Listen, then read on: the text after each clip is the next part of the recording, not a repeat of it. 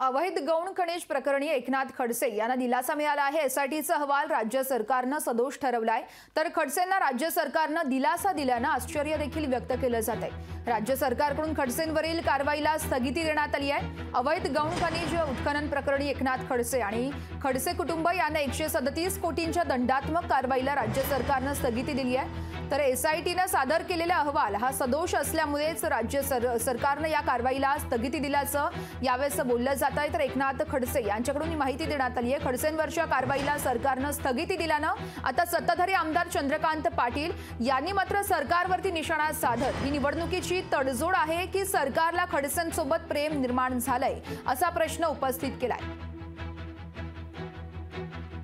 सरकारला मी विनंती केली होती की जी नोटीस दिलेली आहे मुळामध्ये अशा स्वरूपाची घटना घडलीच नाही, इतक्या मोठ्या प्रमाणावर गौण खनिज काढलंच गेलेलं नाहीये आणि जे काही असेल याबाबत हा चौकशीचा निर्णय त्याचा एकतर्फी आहे आणि म्हणून सरकारला विनंती केली की नैसर्गिक न्याय तत्वानुसार आमचं म्हणणं ऐकून घेतल्याशिवाय निर्णय घेऊ नये आणि हा निर्णय आम्हाला मान्य नाही। त्याप्रमाणे सरकारने आमची विनंती मान्य केली आणि हा निर्णय तपासून त्यांनी सांगितले की हा निर्णय नैसर्गिक न्यायतत्वाला धरून नाही, हा सदोष आहे, म्हणून त्या